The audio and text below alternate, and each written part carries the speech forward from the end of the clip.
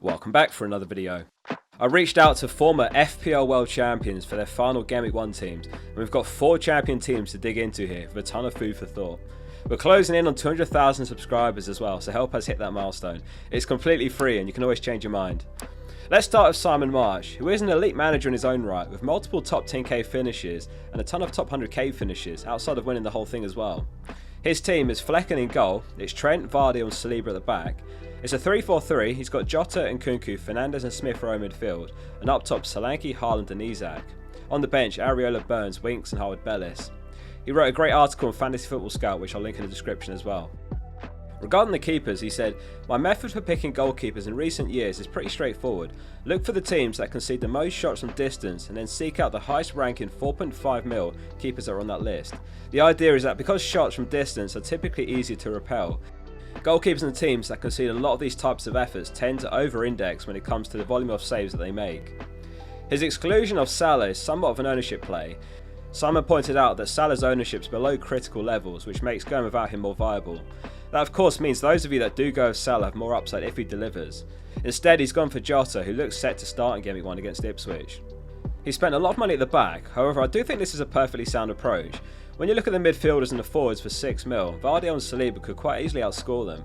And the same applies with Trent when you compare him to the 7 mil forwards and the midfielders like Eze. So despite owning the most expensive player in FPL history in Haaland, he's captain at Isak Game Week 1, which does make a lot of sense as well. Though it's worth mentioning, Haaland bagged a hat-trick against Chelsea in pre-season, I'm just saying. I'm actually captain at Isak as well, so it's reassuring to see a world champion doing the same. Eze is a very popular pick right now, who he has left out. Instead, for an extra 0.5 mil, he's back Solanke up top, which makes a lot of sense as well. It's a Game Week 1 fixture, you can easily see Spurs scoring a few in. Lovely team from Simon. Up next is the FPL World Champion of the 21-22 season, Jamie Pigler. He absolutely dominated his way to 2,844 points, which in FPL's entire history is the most points ever. So how's he lined up? There's a refreshing amount of difference between Jamie and Simon's teams. It is a 3-4-3 again though. Jamie's got Sells in goal, Saliba, Quanta and Porro at the back, Jota, Erdegaard, Son and Salah midfield, Havertz, Solanke and Isak up top, Fabianski, Robinson, Barker and Mazalou on the bench. Jamie says, "I've got a narrow focus on Game Week 1 to 3, wildcard in Game Week 4. Keep it simple with triple Liverpool, triple Arsenal, triple Spurs and Isak. Gone for the 4.5 mil keeper of the team with the best fixtures Game Week 1 to 3. And Jamie's added a few bullet points saying Quanta offers too much value, Saliba over Vardy, and Robinson's in to rotate with Porro. Jota over Gordon is close, but he's leaning Jota. When he's healthy and when he gets minutes, he just scores goals. No Haaland, but the value in the front 7 plus the depth I feel makes up for the goals the Norwegian scores, and I'm at peace with that." So Jamie is a Spurs fan by the way, and he's gone all in on that Game Week 1 fixture. I really don't hate it though, especially with the Game Week 4 wildcard in mind. Perhaps an underappreciated quality of Spurs picks is their pre-season. The likes of Solanke, Son, Maddison, Porro, Johnson have all had the summer off, no summer tournament for them. Whereas you look at teams like City when they've got Foden, Walker, Rodri and a few others, they haven't played a single pre-season minute, and De Bruyne's played like 1 minute.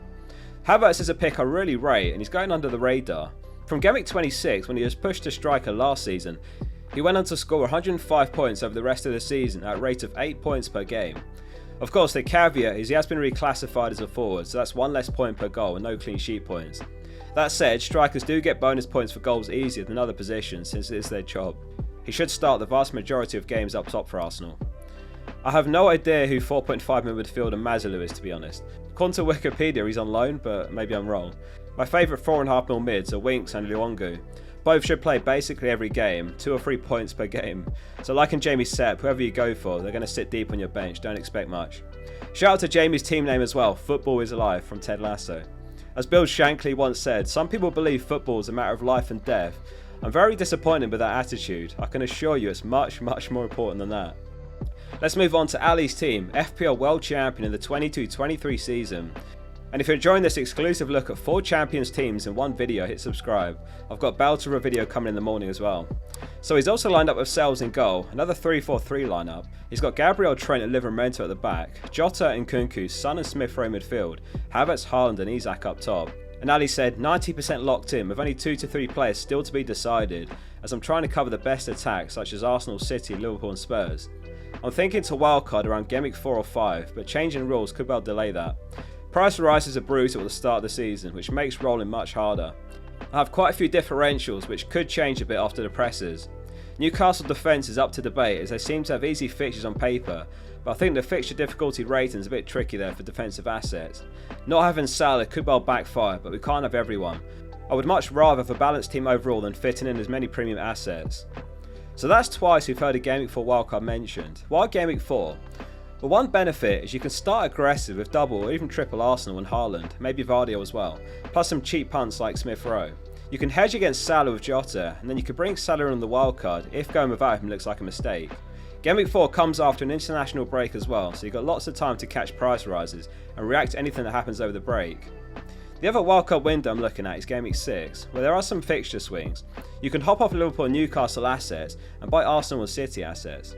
It's also fine not to have a wildcard plan set in stone, by the way, and play it by ear, as long as your team's set up well enough to be well-rounded enough to survive. In Ali's case, it is a light bench with 2 formal defenders, but booking in the early wildcard makes it more feasible.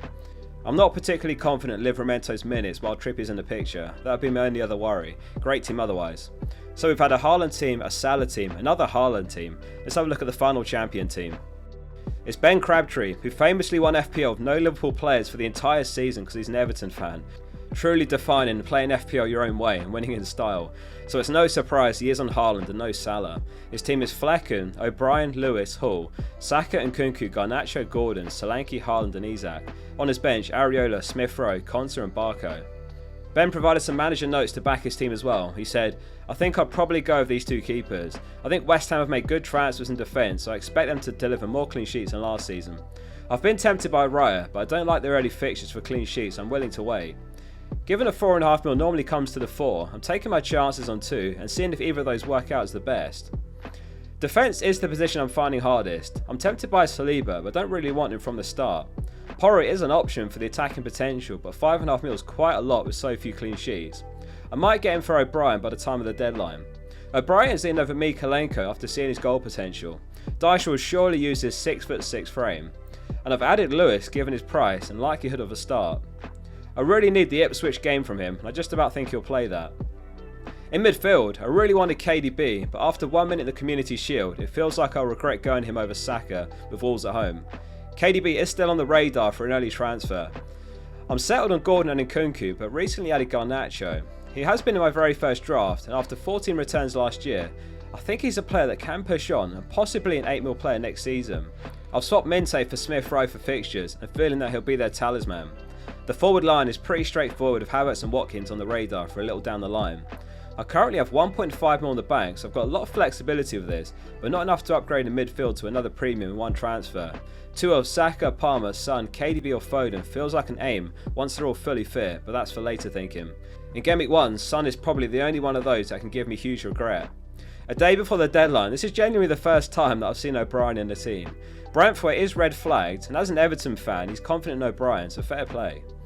The defence looks a little bit ropey with Lewis and Hull, who are slight question marks for nailedness, certainly Lewis. Though Lewis has been involved throughout pre-season, so he should be safe for the opening couple of game weeks at least. I am starting to wonder if I'm missing a trick without Solanke in my team. He's appeared in 3 of the 4 drafts here. Has he made your final team? So Haaland and Nkunku also appeared 3 times, Isak in all 4 teams, Saka only appearing in 1, which is another surprise. Massive thank you to all 4 champions for sharing their teams with us. As I said, I've got a big video coming in the morning as the final video before Game Week 1, so make sure you're subscribing. See you soon for the next one.